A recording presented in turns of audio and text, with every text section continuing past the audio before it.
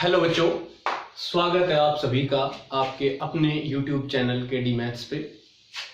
आज हम लोग सेट को आगे बढ़ाएंगे। हम लोग 2 लेक्चर पढ़ चुके हैं और आज हमारा तीसरा लेक्चर रहेगा सेट्स के ऊपर। हमने सेट की डेफिनेशन पढ़ ली है, the collection of well defined object, समझा दिया है अच्छे से आप सभी को। नोटेशन पढ़ ली, एक सेट को डिनोट कैसे किया जाता है, कैपिटल इंग्लिश अल्फाबेट से उसका नाम दिया जाता है, कर्ली ब्रैकेट्स के अंदर एलिमेंट्स लिखे जाते हैं। और सेकंड लेक्चर में हमने क्या पढ़ लिया, रिप्रेजेंटेशन ऑफ ए सेट, कैसे टेबुलर फॉर्म और सेट बिल्डर फॉर्म। अगर किसी ने ना देखे हो तो मेरे पहला और दूसरा लेक्चर देख ले सेट्स के ऊपर, सारी बातें समझ में आ जाएंगी। और अब मैं बात करता हूं आगे टाइप ऑफ सेट्स की। सेट की बेसिक डेफिनेशन हमने सीख ली, रिप्रेजेंटेशन करने का तरीका, लिखने का तरीका यानी कि नोटेशन और रिप्रेजेंटेशन दोनों चीजें हमने सीख ली हैं। और आज हम लोग सेट के ऊपर क्या सीखेंगे बच्चों, आज हम सीखेंगे टाइप ऑफ सेट। तो बच्चों टाइप ऑफ सेट कितने टाइप का होता है, टाइप्स ऑफ सेट। तो देखिए आपको मैं सेट की कुछ टाइप करवाता हूं। सबसे पहले फाइनाइट सेट आता है, number 1 finite set. What is a finite set? जैसा नाम वैसी डेफिनेशन, नंबर ऑफ एलिमेंट्स के बिहाफ पे ये नाम दिया गया है। भाई आपके पास एक सेट है, देखिए मैं एक सेट लिखता हूं एग्जांपल के तौर पे। जैसे ए सेट है हमारे पास, इसके अंदर है 1 2 3 4 एंड 5। कितने एलिमेंट हैं गिनो, 1 2 3 4 5 एलिमेंट है। एक मैं सेट लिखता हूं बी, एलिमेंट है 4 7 11 13 18 27 और 36। कितने एलिमेंट हैं गिनिए, 1 2 3 4 5 6 7। इन दोनों में जितने भी एलिमेंट हैं हम उन्हें बड़े ही इजी तरीके से काउंट कर सकते हैं। आप देख पा रहे होगे ये जो एलिमेंट है, नंबर ऑफ जो एलिमेंट है वो काउंटेबल है। अच्छा, अगर मैं नेचुरल नंबर के सेट की बात करूं, set of natural number n, इसमें कितने एलिमेंट हैं, 1 2 3 4 डैश डैश डैश। बताइए क्या इसके नंबर ऑफ एलिमेंट काउंट कर सकते हैं? नहीं कर सकते। और इन दोनों के एलिमेंट काउंट कर सकते हैं। तो बहुत ही सिंपल, जो काउंटेबल है, जिसके नंबर ऑफ एलिमेंट्स काउंटेबल है, मतलब गिन सकते हैं कि कितने हैं, फाइनाइट सेट, यानी the set whose elements are finite। तो कैसा सेट भाई, फाइनाइट सेट क्या होता है, जिसके नंबर ऑफ एलिमेंट्स फाइनाइट होते हैं, यानी कि which have finite number of element, finite number of elements। ये आप वीडियो को पुश करके और डेफिनेशन लिख सकते हैं। तो दूसरे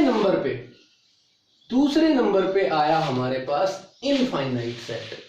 तो मेरे ख्याल से अगर आपने फाइनाइट को समझ लिया है तो अब आप इनफाइनाइट भी समझ चुके होंगे, यानी कि जिसके अंदर इनफाइनाइट नंबर ऑफ एलिमेंट हो।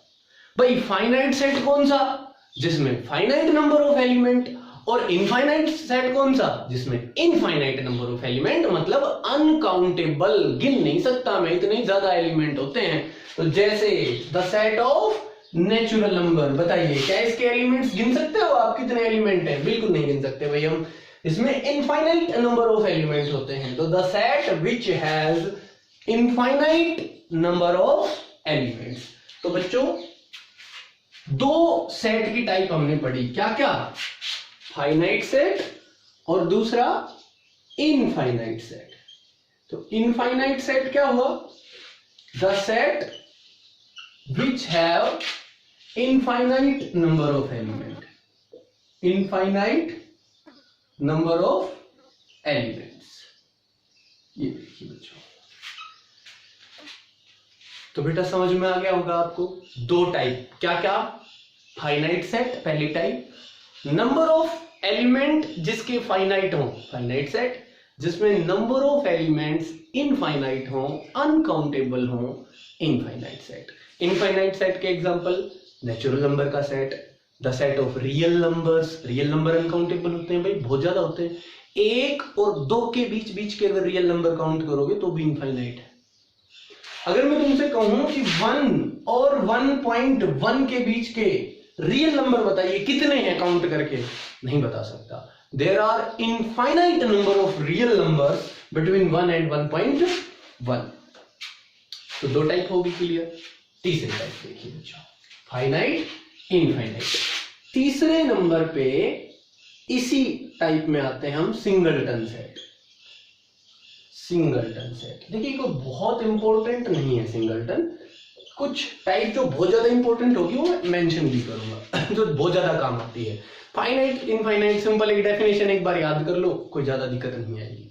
सिंगलटन सेट, सिंगल मतलब एक, तो वो सेट जिसमें सिर्फ एक एलिमेंट हो, ना एक से कम और ना ही एक से ज्यादा। तो बहुत सिंपल है भाई दोस्तों। जैसे एक सेट है जिसमें एक एलिमेंट है 7, गिनो, काउंट कीजिए एक बार कितने एलिमेंट है, सिर्फ एक, 7। एक सेट है जिसमें एक एलिमेंट है 5। एक सेट है जिसमें एक एलिमेंट है 0। ये 0 एक एलिमेंट है, एक एलिमेंट है, गिनने लगूंगा तो इसकी वैल्यू 0 है, लेकिन ये एक एलिमेंट है, तो ये भी कैसा सेट हुआ? Singleton set. आगे देखिए एक होता है, तो 3 टाइप में करवा चुका हूं। चौथी पे आते हैं, बहुत ही इंपॉर्टेंट टाइप है चौथी। उसे हम नल सेट भी बोल देते हैं और वॉइड सेट भी बोल देते हैं, और इसे हम एम्प्टी सेट भी बोल देते हैं। एम्प्टी सेट, एम्प्टी, नल, वॉइड, सबका मतलब है खाली, कुछ नहीं। ऐसा सेट जिसमें कोई एलिमेंट ना हो, यानी खाली सेट हो, वो कैसा सेट होगा? Void set, empty set.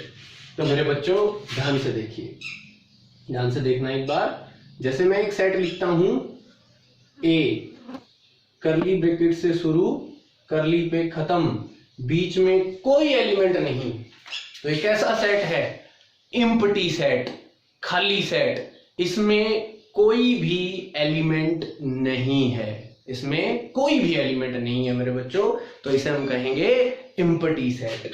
और इसको लिखने का तरीका क्या है? हम फाई से लिखते हैं। ये एनसीईआरटी में हम लोग ये चीज फॉलो नहीं करते, करली ब्रैकेट से शुरू, करली पे खत्म, बीच में कुछ नहीं लिखा हमने। एम्प्टी सेट है, ठीक है, बट इसकी जगह हम लोग फाई का यूज करते हैं, फाई का यूज करते हैं। आप लोग भी फाई का यूज करोगे। ऐसी गलती मत कर देना कि करली ब्रैकेट्स के अंदर फाई मत लिख देना, नहीं। अब ये एम्प्टी सेट नहीं रहा, अब ये हो गया सिंगलटन सेट। इसमें एक एलिमेंट आ गया, क्या? फाई। तो या तो सिर्फ फाई लिखिए एम्प्टी को रिप्रेजेंट करना हो तो, या फिर सिर्फ करली ब्रैकेट लिखिए और बीच में कुछ मत लिखिए, एम्प्टी सेट हो जाएगा। तो मेरे बच्चों मैं तुम्हें एक एग्जांपल देता हूं। आप लोग कहोगे सर जब एक भी एलिमेंट नहीं आया तो वो सेट क्यों है? भाई सेट किसको बोलते हो आप लोग, ये बताइए। सेट है the collection of well defined objects, the collection of well defined objects. तो अगर मैं आपसे वेल डिफाइंड ऑब्जेक्ट कलेक्ट करने के लिए कहूं तो वो सेट कहलाएगा उनका कलेक्शन। देखिए मैं एक एग्जांपल लेता हूं, ध्यान से सुनना। मान लीजिए आपकी डिस्ट्रिक्ट जो है वो रेवाड़ी है, महेंद्रगढ़ है, कोई भी डिस्ट्रिक्ट, आप लोग हरियाणा से बिलोंग करते हो, दिल्ली से बिलोंग करते हो, जो भी जहां से बिलोंग करता है। मैं एक एग्जांपल सिर्फ हरियाणा से ले रहा हूं। तो देखिए आपके घर में कोई भी कैंडिडेट हरियाणा से होगा मैक्सिमम, तो जैसे आपके भाई की शादी हरियाणा में कहीं हुई होगी, यानी जो भी नया कैंडिडेट ऐड होगा वो हरियाणा का होगा। तो आप कह सकते हो द कलेक्शन ऑफ, ध्यान से सुना, the collection of all relatives. अब देखिए रिलेटिव कौन हुए, जहां जहां आपकी रिश्तेदारी है। तो आपके घर में रिश्तेदारी कहाँ है, आपकी मम्मी जहां से है मामा हो गए, भाई की शादी हुई है वहां रिश्तेदारी होगी, बहन जहां ब्याही है वो रिश्तेदारी होगी, ऐसे मतलब मामा फूफा जीजा जो भी है रिश्तेदारियां होगी। तो the collection of all relative from Haryana. तो आपके रिलेटिव जहां जहां हरियाणा में है उनका कलेक्शन कीजिए। तो जितने भी रिलेटिव हैं आप उन सबको लिखोगे, वेल डिफाइंड ऑब्जेक्ट हो गए। तो ये सेट कहलाया। इसमें एलिमेंट आए 10 आए 15 आए 20 आए। अब जरा ध्यान से सुनना मेरी बात को, मैं बात कर रहा हूं धारा 370 हटने से पहले की। The collection of all relative from Jammu and Kashmir. अब भाई धारा 370 हटने से पहले किसी की रिश्तेदारी नहीं थी जम्मू कश्मीर में, अब हो गई हो तो कह नहीं सकता।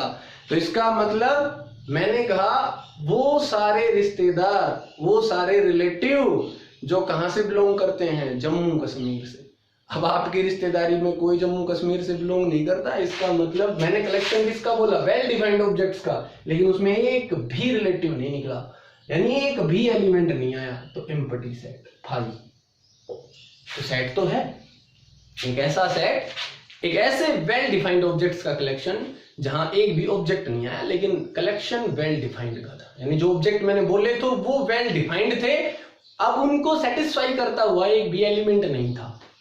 जैसे मान लीजिए आप लोग एक स्कूल में पढ़ते हो, रेवाड़ी या महेंद्रगढ़ के किसी एक स्कूल में पढ़ रहे हो, आप लोग पार्टिकुलर एक स्कूल में पढ़ते हो, और आपकी क्लास में मैं कहूं the collection of all student from Rewari district. तो जितने भी बच्चे रेवाड़ी डिस्ट्रिक्ट के हैं आप उन सब का कलेक्शन कर लोगे, वेल डिफाइंड ऑब्जेक्ट हो गई, सेट हो गया। और फिर मैं कहूं the collection of all student in your class from America. तो वेल डिफाइंड ऑब्जेक्ट तो है कि आपकी क्लास में जो जो अमेरिका से पढ़ता है उसका कलेक्शन कीजिए, लेकिन आपकी क्लास में भाई दोस्त एक भी अमेरिका से पढ़ने नहीं आया, तो अब मैं क्या करूं बताओ। इसका मतलब आपका जो कलेक्शन है उसमें एक भी एलिमेंट नहीं है, क्योंकि अमेरिका से आपके सेक्शन में कोई नहीं पढ़ता है। इसका मतलब ये कैसा सेट हुआ, एम्प्टी सेट। तो बहुत से बच्चे मैंने देखे हैं एम्प्टी सेट को लेकर कंफ्यूज रहते हैं कि सर जो सेट एम्प्टी मतलब जब एक भी एलिमेंट ही नहीं आया तो सेट ही क्यों है। वो वेल डिफाइंड ऑब्जेक्ट्स का कलेक्शन है, बस उस कलेक्शन के अंडर एक भी एलिमेंट ऐसा नहीं है जो उस कंडीशन को सेटिस्फाई करता हो जो उस टाइम दी गई थी। तो आशा करता हूं समझ गए होगे आप। ये बहुत इंपॉर्टेंट सेट है नल सेट, इसलिए मैंने इसके ऊपर थोड़ा टाइम ज्यादा लगाया, आपको एग्जांपल देकर समझाया। बहुत से बच्चे कंफ्यूज रहते हैं। तो हमने क्या पढ़ा, finite set, infinite set, singleton set, empty set. अब आगे बढ़ते हैं और हम लोग पढ़ते हैं कौन सा सेट भाई, 5वें नंबर पे हम पढ़ेंगे इक्वल सेट्स। यानी दो सेट इक्वल कब कहलाएंगे, दो सेट इक्वल कब कहलाएंगे, ये देखिए इक्वल सेट की बात करते हैं। इक्वल सेट्स, अब जब बात इक्वल की आ गई तो एक सेट से काम नहीं चलेगा। जब आप इक्वल करते हो तो कम से कम दो चीजें चाहिए कि ये दो चीजें बराबर हैं या बराबर नहीं है। तो कंपेयर कर रहे हो आप लोग, यानी कंपैरिजन के लिए मेरे दोस्तों आपको कम से कम दो सेट की जरूरत होगी। तो देखिए दो सेट इक्वल कब कहलाएंगे, जब मेरे पास एक सेट है ए, इसके एलिमेंट है 5, 7, 9, 45, ये चार एलिमेंट है ए सेट। एक और सेट है मेरे पास बी, और इसके अंदर एलिमेंट देखिए क्या है, 7, 9, 45, 5। जो एलिमेंट ए सेट में थे एज इट इज वही एलिमेंट अगर बी सेट में है, एज इट इज, यूं के यूं, वो के वो एलिमेंट, तो मैं कहूंगा कि वो दोनों सेट कैसे हैं, इक्वल है। The both sets are equal. तो मेरे बच्चों बहुत सिंपल सी बात है, if two sets have same element, एक भी एलिमेंट डिफरेंट नहीं होना चाहिए, ना एक कम ना एक ज्यादा, तो उन्हें इक्वल सेट कहेंगे। तो ये हो गया A is equal to B, यानी वो दो सेट जिनके एलिमेंट सेम हो, एज इट इज हो, एक का भी डिफरेंस नहीं होना चाहिए। मान लीजिए मैं एक सी सेट लिखता हूं, देखिए सी सेट है मेरे पास 5 7 9 3। अब देखिए 5 दोनों के साथ मैच करता है, 7 भी 9 भी, 3 नहीं करता। एक एलिमेंट भी डिफरेंट है तो मैं क्या कहूंगा, A is not equal to C, B is also not equal to C। ना तो A C के बराबर है ना ही B C के बराबर है, हाँ ये दोनों आपस में बराबर है। एक एलिमेंट भी एक्स्ट्रा हो गया, जैसे मान लीजिए C के अंडर क्या आ गया, बिल्कुल 45 भी आ गया, यानी ये चारों एलिमेंट भी आ गए, फिर एक एलिमेंट एक्स्ट्रा आ गया, मान लीजिए 10, तो उसमें 5 एलिमेंट, इसमें 4, अब तो ये बराबर बिल्कुल भी नहीं हो सकता। तो बच्चों दो सेट इक्वल कहलाएंगे कब, जब उनके अंदर नंबर ऑफ एलिमेंट्स भी कैसे हो, सेम हो, टू कॉपी, जो एलिमेंट पहले सेट में थे वही एलिमेंट दूसरे सेट में अगर हो तो वो दोनों सेट इक्वल कहलाएंगे। तो बच्चों समझ गए होंगे, ये भी बहुत इंपॉर्टेंट है इक्वल सेट्स का कंसेप्ट। इक्वल सेट के बाद हम बात करेंगे किसकी, cardinal number of a finite set. छठे नंबर पे हम किसकी बात करेंगे, cardinal number, cardinal number of a finite set. बहुत सिंपल चीज है, घबराओ मत कार्डिनल नंबर देख के। फाइनाइट सेट मैंने पहले वर्ड यूज कर दिया। फाइनाइट सेट कौन सा होता है, जिसके अंदर नंबर ऑफ एलिमेंट फाइनाइट होते हैं, मतलब काउंटेबल होते हैं, जिनको हम गिन सकते हैं। भाई 5 एलिमेंट हैं, 6 एलिमेंट हैं या 7 एलिमेंट हैं, 15 है, 20 है, 1000 है, 1 लाख है, 1 करोड़ है। तो मेरे बच्चों कार्डिनल नंबर क्या होता है, बहुत सिंपल, कार्डिनल नंबर मतलब टोटल नंबर ऑफ एलिमेंट, बस इससे ज्यादा कुछ भी नहीं है। लेकिन स्पेशलिटी क्यों है इसके लिए वो देखिए, मैं एक सेट लिखता हूं A 2 3 5 7 11 36 29। ये देखिए कितने एलिमेंट हैं इसके अंदर, 1 2 3 4 5 6 7। तो इस सेट A का कार्डिनल नंबर कितना है, 7, यानी total number of element of A। उसे cardinal number of a finite set कहते हैं, गिन सकते हैं। जो सेट इनफाइनाइट है उसके एलिमेंट्स को काउंट ही नहीं कर सकता तो उसका कार्डिनल नंबर भी मैं नहीं बता सकता। यानी कार्डिनल नंबर कोई अलग चीज नहीं है, बस टोटल नंबर ऑफ एलिमेंट से है। लिखने का तरीका देखिए, आगे बहुत बार लिखेंगे हम, ये होता है नंबर ऑफ एलिमेंट्स ऑफ ए, ऐसे लिखते हैं कार्डिनल नंबर ऑफ ए, या मैं इसको कहूंगा number of elements of A set. तो ए सेट के नंबर ऑफ एलिमेंट कितने हैं, 7, तो Na क्या आ गया, Na कार्डिनल नंबर। स्पेशलिटी क्यों दी गई देखिए एक बार, मैं एक और सेट लिखता हूं, उसके कार्डिनल नंबर बताएंगे हम। एक बी सेट लिखा भाई मैंने, बी सेट है मेरे पास 2 3 2 5 2 7 3 अगेन 2 अगेन 5 अगेन 5 9। ये एक सेट है। और फिर मैं कहूं what is the number of element of B, cardinal number बताओ बी का, तो एन बी मतलब कार्डिनल नंबर, यानी कि नंबर ऑफ एलिमेंट। एक बार काउंट करो मेरे बच्चों, वैसे काउंट करो, देखो कितने आए, 1 2 3 4 5 6 7 8 9 10 11, ये तो 11 हो गई। लेकिन सेट की कंडीशन क्या कहती है, एक सेट में जो एलिमेंट रिपीट हो गया उसे हम बार बार नहीं काउंट करेंगे, एक बार ही काउंट करेंगे। मतलब आप ऐसे काउंट कीजिए, ये जो 2 है ये कितनी बार है, 4 बार, लेकिन हम एक बार काउंट करेंगे इसको। तो टोटल एलिमेंट अगर मैं काउंट करूंगा तो देखना कितने हो गए, 1 2, अब जो रिपीट हो रहा है उसको छोड़ दो, 3 4, अब ये भी रिपीट वाला, ये भी रिपीट रिपीट रिपीट, और एक ये रहा 5। तो बी सेट में टोटल एलिमेंट कितने हैं? 5, यानी इसका कार्डिनल नंबर कितना है? 5। तो आप लोग यहां रिपीट नहीं कर सकते एक एलिमेंट को कि एक एलिमेंट अगर 3 बार है तो 3 बार काउंट कर लिया, नहीं, बिल्कुल भी नहीं, एक बार काउंट करेंगे चाहे कितनी भी बार हो। यानी इसी बी सेट को अगर मैं तरीके से लिखूं तो ये ऐसे लिखा जाएगा, देखिए 2 3 5 7 और 9, जो भी रिपीटेशन था वो खत्म कर दो। ये हर सेट के लिए लागू होता है। ये था कार्डिनल नंबर। अब आगे चलिए, ये बहुत काम की चीज है भाई, number of element he count करने हैं, लेकिन इसके ऊपर हमेशा एक क्वेश्चन आता है और इसी कंसेप्ट को आईआईटी तक फॉलो करती है। आईआईटी तक ऐसे क्वेश्चन आते हैं जहां नंबर ऑफ एलिमेंट का कंसेप्ट जा रहा हो।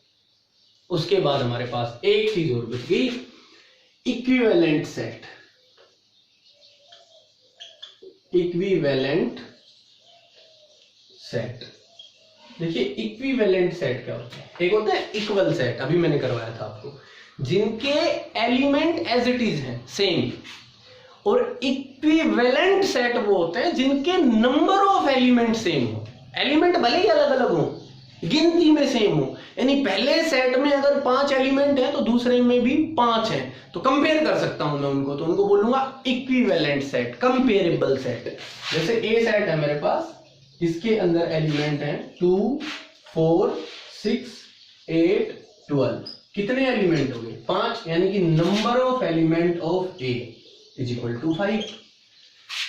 बी सेट है मेरे पास, इसके अंदर एलिमेंट है 7 12 15 11 और 17। Number of elements of B is also equal to 5, यानी number of element of A is equal to number of element of B. अगर ए और बी के एलिमेंट, नंबर ऑफ एलिमेंट बराबर हो, देखिए एलिमेंट सेम नहीं है, इसमें 2 है इसमें नहीं है, इक्वल नहीं है ये सेट, लेकिन नंबर ऑफ एलिमेंट गिनो, गिनती में बराबर है, इसमें भी 5 एलिमेंट इसमें भी 5 एलिमेंट, तो कैसे हो गए? Equivalent set. तो बच्चों टाइप ऑफ सेट कंप्लीट हो चुकी है। तो मैं सेट की जो बेसिक बातें हैं सारी की सारी तो हम कर चुके हैं। सेट की डेफिनेशन क्या होती है, नोटेशन, रिप्रेजेंटेशन और टाइप। अब 1-2 क्वेश्चन करते हैं इन्हीं टाइप्स के बिहाफ पे, ताकि आपको भी समझ में आए और आप एक्सरसाइज को बहुत आराम से कर सकें। देखिए एक क्वेश्चन लिखवाता हूं बच्चों, ध्यान से देखना है।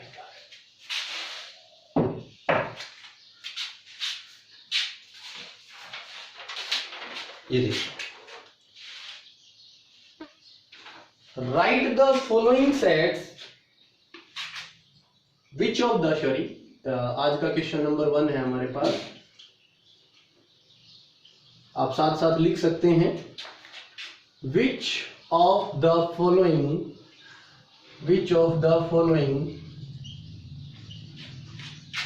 Sets are null set and why? देखिए एक सेट लिखा मैंने A 0, एक तो ये क्वेश्चन है पहला पार्ट। दूसरा पार्ट देखिए, एक सेट है मेरे पास B जिसके अंदर एलिमेंट है X such that x square is equal to 4, x is equal to 3। ठीक है, तो क्वेश्चन क्या है? Which of the following sets are null set and why? बहुत सिंपल। नल सेट की डेफिनेशन क्या पढ़ी आपने? नल सेट वो सेट होता है जिसमें एक भी एलिमेंट ना हो, मतलब खाली। पहले पार्ट पे आइए, एक सेट है A, और ये मैंने एग्जांपल उस टाइम भी समझाया था आपको। एक सेट है A जिसमें एक एलिमेंट है 0, इसका मतलब इसमें एक एलिमेंट है। 0 देख के मत कहना कि इसमें कोई एलिमेंट नहीं है, 0 ही इसमें एक एलिमेंट है। तो बेटा ये कैसा सेट है? Null set. ये कैसा है? Sorry, not null set, not a null set. ये नल सेट नहीं है। क्यों नहीं है? क्योंकि इसके अंदर एक एलिमेंट है 0, तो ये कैसा है, सिंगलटन सेट है, ना कि नल सेट। ध्यान दें इस बात के ऊपर। इसके ऊपर आ जाइए, बी सेट। ये कहता है हमारे सेट में है x, सेट बिल्डर फॉर्म में दे रखा है, हमारे सेट में है x such that x square is equal to 4, x square is equal to 4 and x is equal to 3। तो देखिए बहुत सिंपल, मैंने आपको तरीका बता रखा था, हमें हमारे सेट में है x, x कौन है, जो इन कंडीशंस को सेटिस्फाई करता हो। तो देखिए अगर बीच में लगा हो और, ऐसे और लिख रखा हो और, इसका मतलब है जो पहली कंडीशन को सेटिस्फाई करेगा वो भी लेना है और जो दूसरी को करेगा वो भी लेना है। लेकिन अगर बीच में लगा हो एंड, क्या लगा हो भाई दोस्तों, एंड या फिर कोमा लगा रखा हो, इसका मतलब हमें वो x चाहिए जो इन दोनों कंडीशंस को एक साथ सेटिस्फाई करे, दोनों कंडीशंस को। तो ध्यान से देखो, अगर x स्क्वायर 4 के बराबर है तो क्या x 3 हो सकता है? कभी भी नहीं हो सकता। इसने कहा हमें वो x चाहिए जिस x का स्क्वायर तो हो 4 के बराबर और वो खुद हो 3 के बराबर। ऐसा पॉसिबल नहीं है भाई। अगर x का स्क्वायर 4 है तो x या तो 2 होगा या -2 होगा, और अगर x 3 है तो उसका स्क्वायर कितना होगा, 9 होगा दोस्तों। तो बहुत सिंपल सी बात है, अगर x का स्क्वायर 4 है तो x कभी 3 नहीं हो सकता, और x अगर 3 है तो इसका स्क्वायर कभी 4 के बराबर नहीं हो सकता। इसका मतलब ऐसा कोई x नहीं है जो इन दोनों कंडीशंस को एक साथ सेटिस्फाई करता हो। तो B जो है वो इज इक्वल टू है फाई के, फाई मतलब एम्प्टी सेट। तो ये कैसा सेट है, ये एम्प्टी सेट है मेरे दोस्तों, एम्प्टी सेट। तो पहला सेट एम्प्टी नहीं था, इसमें एक एलिमेंट था 0, और दूसरा सेट है एम्प्टी सेट। तो एम्प्टी पे हमने क्वेश्चन कर लिया है। आगे एक और क्वेश्चन देखिए, क्वेश्चन आज का दूसरा। State whether the following sets are finite and infinite। Question number 2 की बात करते हैं। Question number 2, state whether the following sets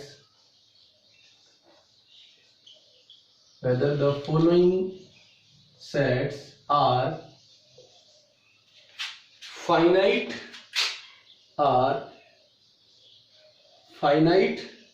और इनफाइनाइट। आप लोग बताओगे कि कौन सा सेट फाइनाइट है और कौन सा इनफाइनाइट। मैं 2 सेट के एग्जांपल लूंगा, 2 एग्जांपल डिस्कस करेंगे। पहला देखिए, पहला है एक सेट लिख रहा हूं 1 2 3 अप टू 999 एंड 1000। अब बताइए क्या ये सेट फाइनाइट है? आप डेफिनेशन को ध्यान में रखते हुए बताइए। डेफिनेशन क्या है? फाइनाइट सेट वो सेट होता है जिसके नंबर ऑफ एलिमेंट काउंटेबल हो। इस सेट के नंबर ऑफ एलिमेंट बताइए मेरे बच्चों, कितने हैं? 1 2 3 से लेके 1000 तक, यानी टोटल नंबर ऑफ एलिमेंट भी कितने हैं? 1000, मतलब काउंटेबल। और अगर नंबर ऑफ एलिमेंट काउंटेबल हैं तो कैसा सेट हुआ? Finite set. तो ये पहला सेट कैसा है? ये है फाइनाइट सेट। बहुत सिंपल आंसर है, फाइनाइट सेट है ये। एक और देखिए, इसी का दूसरा पार्ट देखिए, एक और देखिए, दूसरा पार्ट है आपके पास। ये कहता है the set of positive integers greater than 1000। The set of positive integers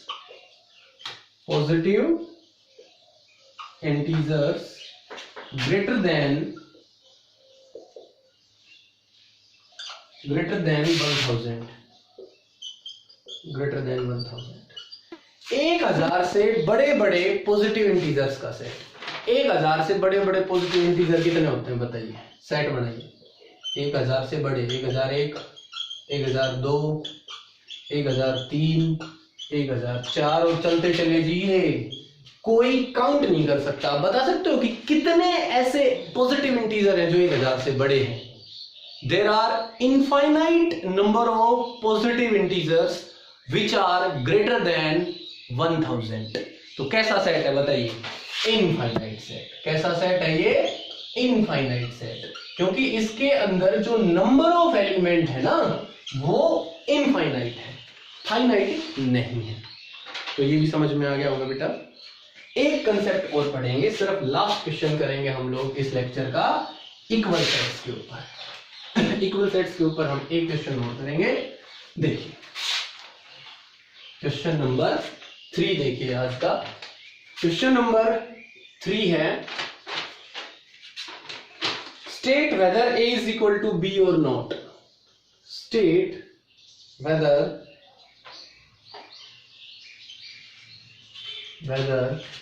a is equal to b or not. आप लोग स्टेट कीजिए कि a और b इक्वल हैं या नहीं। मैं a और b दोनों लिखता हूं। देखिए a सेट है हमारे पास 2 4 6 8 10, ये a सेट हो गया। और B सेट है हमारे पास, ये तो रोस्टर फॉर्म में है तो इसकी तो कोई टेंशन ही नहीं है, सीधे एलिमेंट दिखाई दे रहे हैं मेरे को।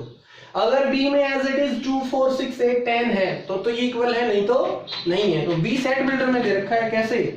X such that X is a positive even integer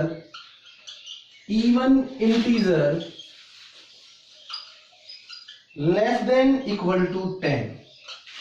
बहुत सिंपल।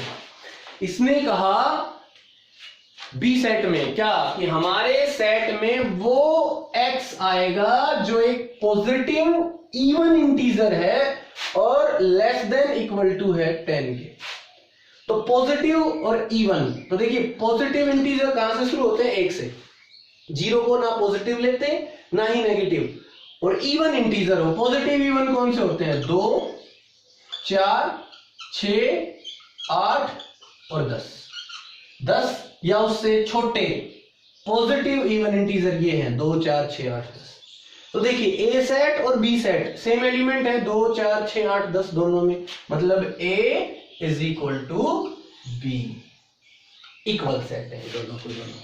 तो बच्चों आज हमने टाइप ऑफ सेट पढ़ा है, finite set, infinite set, empty set, singleton set, equal set, equivalent set, और एक हमने पढ़ा cardinal number of a finite set. तो आशा करता हूं आप सभी को बहुत अच्छे से समझ में आ गया होगा।